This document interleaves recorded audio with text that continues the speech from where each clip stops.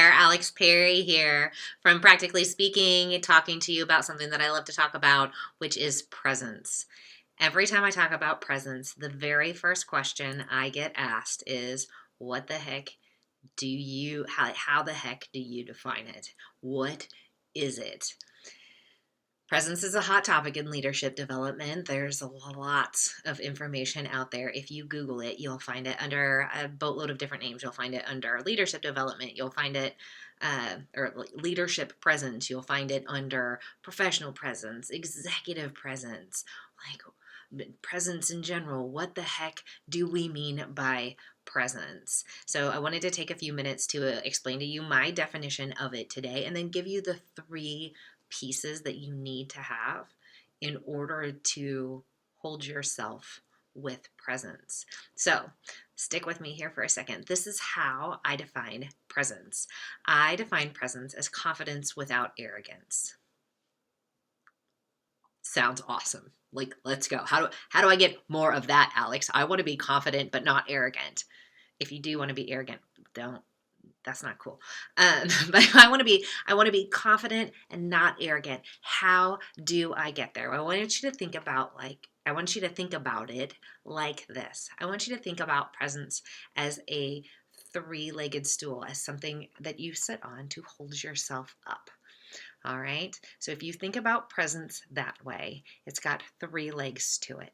It's got your style, it's got your substance, and it's got your standards.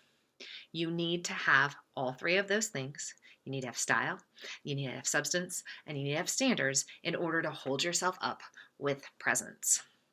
I'm going to unpack just for a moment what I mean by style, substance, and standards. So, and I'm going to work backwards. When I talk about standards, I am talking about your values on display. How do people know that your values align with your actions? What are the things, the standards you hold yourself to that other people can see that say, her words and her actions go together. She's congruent. That's what I mean by standards. When I talk about what is your substance, I'm talking about the depth of your knowledge. How much do you know? And not just how much do you know, because we can know a lot of stuff. But how well do you explain it? What do you do when you don't know something? And how do you go about finding that information? And how do you use the knowledge of others? That, to me, is substance. And then the last piece is the style. And this is what I call the fun piece, because it's the everything else that makes up your executive presence.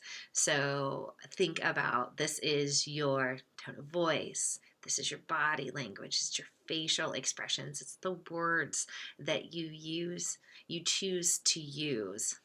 And what's fun about style is that you can make tiny tweaks and get a lot of bang for your buck there that help elevate your level of presence.